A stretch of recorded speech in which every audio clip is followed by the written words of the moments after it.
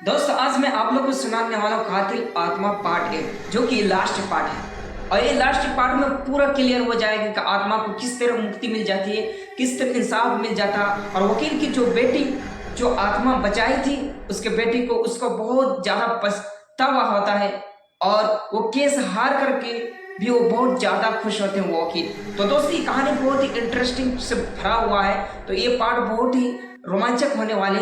तो मैं उम्मीद करता हूँ कि आप लोग इस पार्ट को लास्ट तक देखेंगे और वीडियो को लाइक नहीं किए हैं तो लाइक कर दीजिए और चैनल पर न्यू है तो चैनल को सब्सक्राइब करके बेल आइकन ऑन कर दीजिए, क्योंकि इस चैनल पर आपको इसी तरह की डरावनी कहानी मिलती है और मिलती रहेगी। तो दोस्तों चलिए इस कहानी की दुनिया में खो जाते हैं।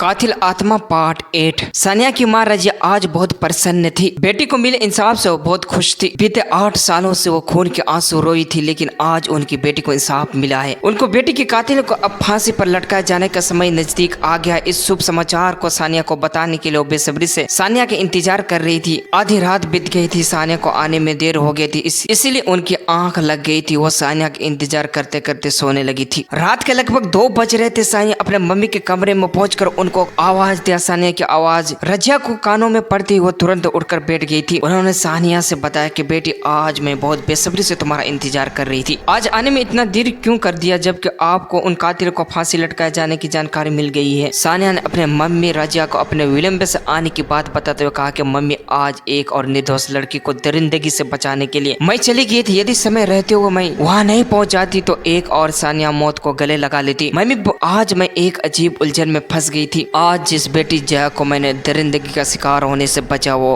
उसी वकील वीरेंद्र प्रताप सिंह की बेटी है, जिसने 8 सालों से हमारे और भैया के कातिलों को बचाने के लिए एड़ी से चोटी कर दिया था। लेकिन मम्मी मेरी जमीर ने मुझसे कहा कि बाप के करतूतों की सजा बेटी को नहीं दिया जा सकता, इसलिए मैंने जया को सकुशल बचाते हुए उसको उसके घर तक पहुंचा दिया। तभी उसकी मम्मी बोलने लगती, तू दिल की कितनी कोमल है बेटी, ये तो मैं जानती हूँ, लेकिन आज तूने जो कार्य किया उससे तेरी माँ गर्व महसूस कर रही है। आज तूने बहुत नेक काम किया है। बेटी तो बेटी ही हो, तो चाहे वो हमारी विरोधी की ही क्यों ना हो। रजिया आज अपने बेटी सानिया से गले मिलकर जी भर के रोना चाहती थी, क्योंकि अब सानिया की आत्मा को मुक्ति मिलने का समय बहुत नजदीक आ रहा था। लेकिन वो विवश थी, क्योंकि एक आत्मा अपने पुराने शरीर को धारण तो कर सकती है, लेकिन उसकी भौतिक उपस्थिति नहीं होती। रजिया और सानिया के बीच बातचीत के दौरान रानी की भी नींद खुल गई थी। वो भी आज सानिया के बेसब्री से इंतजार कर रही थी। उसको जैसे एहसास हुआ कि सानिया दीदी की आत्मा आई, वो भाग कर रजिया के कमरे में पहुंच गई थी। उसके आंखों से आंसू बह रहे थे। रानी की आंखों से बहते हुए आंसू को देखकर सानिया ने उसको टोका, अरे मेरी प्यारी बहन तेरी आंखों से आंसू क्यों, आज तो खुशी का दिन है। रानी बोली, दीदी वास्तव में आज खुशी का दिन है, लेकिन मैं कल को सोचकर रो रही हूँ। उन कातिलों को फांसी लग जाने के बाद आपकी आत्मा को मुक्ति दिलाने के लिए अनुष्ठान होगा। आप हमेशा हमेशा के लिए हम लोगों से दूर चली जाएंगी। सानिया ने दुखी मन से रानी को जवाब दिया कि मेरी प्यारी बहन रानी, मेरे न मौजूदगी में मैं आप जब भी अपने अंतर मन में झांकोगी इस सानिया को आप उसमें पाओगी। इतना कहते सानिया की आत्मा ने अपनी माँ रजिया और रानी को गुड बाय कहकर गायब हो गई। जाके पैर न फटी ब्याई वो क्या जाने पीर पराई, ये कहावत आज सीनियर एडवोकेट वीरेंद्र प्रताप सिंह के ऊपर पूर्णतः लागू होता है। अपने बेटी के साथ दरिंदे को द्वारा दुर्व्यवहार किए जाने की प्रयास उनको अंदर से हिला दिया था। जीवन में पहली बार एक केस हार कर इतना प्रसन्न थे कि जितनी प्रसन्नता उनके बड़े से बड़े केस जीतने में नहीं होती थी। हालांकि सानिया के कातिलों का केस लगभग फाइल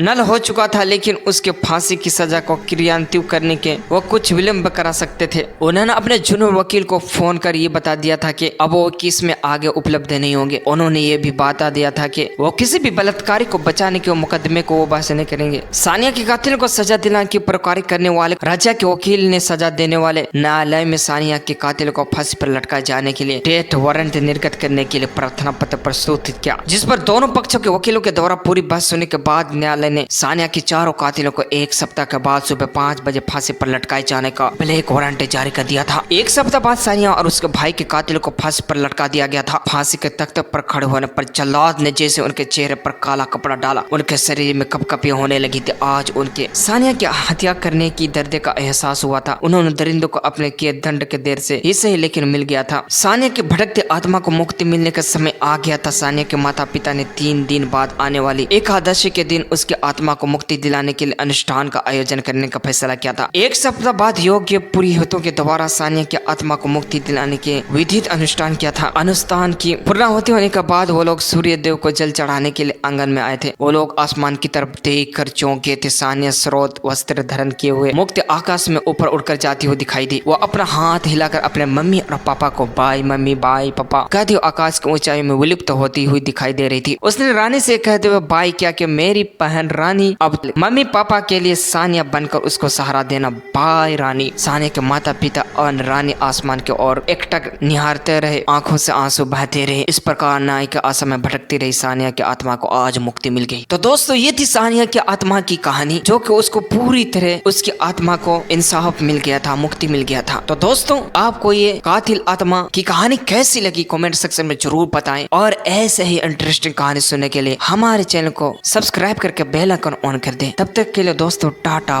बाय।